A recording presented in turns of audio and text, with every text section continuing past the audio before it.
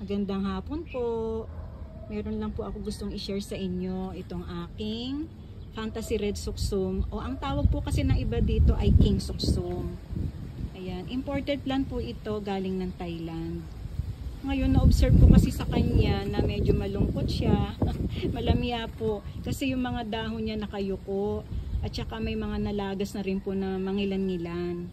So naalarma na po ako kaya tinanggal ko na siya sa kanyang pinagtataniman. Sayang pa naman, no, ang ganda kasi dalawang puno siya, oh. Dalawang stalk sa kanyang main stem. Ayan po. Tingnan nyo po ang natira sa ugat. Ayun nga po ang problema. Nahanap ko sa mga ugat niya ang problema. Ayan. Marami na palang na root rot.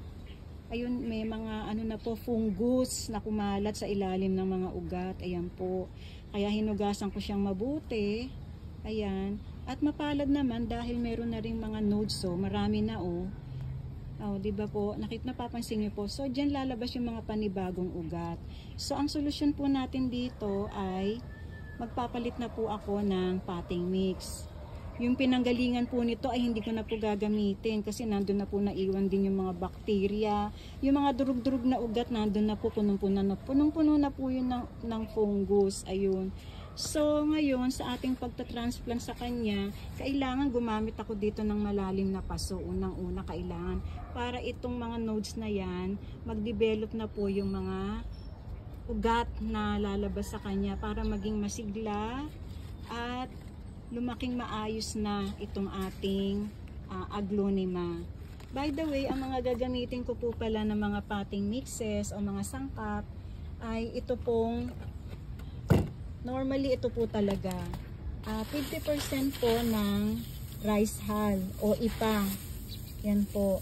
Sasamahan ko po ng 25% na coco peat. Yan.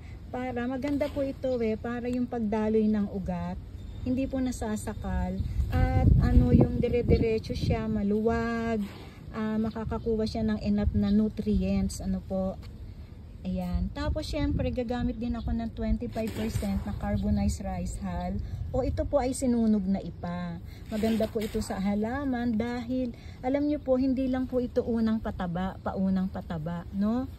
Ito po ay maganda sa mga ugat dahil parang siya mismo yung lumalaban sa mga fungus. Yan po. Siguro nga po, nung na-acquire ko kasi itong halaman na to ay wala pong mga antifungal na ginamit. Kaya kumalat sa mga ugat niya yung bakterya. So, ayan, sisimulan ko na po ang paglilipat sa ating red aglonema.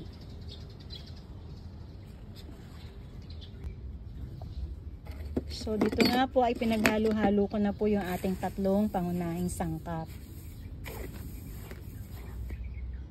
So, aside sa napaghalo-halo na po natin yung tatlong sangkap na gagamitin nating potting mix sa ating aglonema, ay meron pa rin po ako ditong extra carbonized rice hull o yung pong sinunog na ipa. Yan po, idadaw-daw natin o para mabalutan po itong ugat ng ating halaman para paniguradong guarded po siya sa bakterya o fungus. At eto na po yung ating pagtataniman na paso, may sapat na lalim. Yan, yung sinasabi kong dapat matabunan natin yung mga nodes na yan para ma-develop yung mga roots. Pagkalipas po ng 10 araw ay saka siya muling didiligan. Muli, ito po ang the late bloomer. Happy planting!